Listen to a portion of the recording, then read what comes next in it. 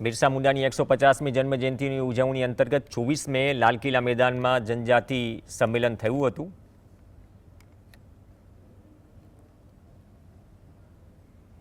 દેશભરમાંથી 150થી વધુ જનજાતિઓના પ્રતિનિધિઓ સહિત અંદાજે 1.5 લાખથી વધુ લોકો જોડાયા।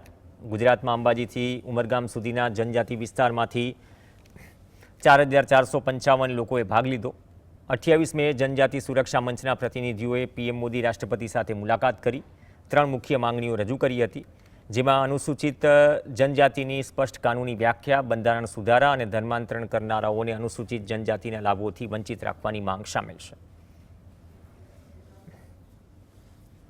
જનજાતિ સમાજમાંથી જે લોકો કન્વર્ટેડ થઈ ગયા છે અને ઈસાઈ કે ઇસ્લામ બની ગયા છે, એ લોકો જનજાતિ સમાજનો લાભ અને લઘુમતીનો લાભ આમ બેવડા લાભ લે છે, જેથી અમારી વાસ્તવિક જનજાતિ છે એક મોટો અન્યાય થઈ રહ્યો છે।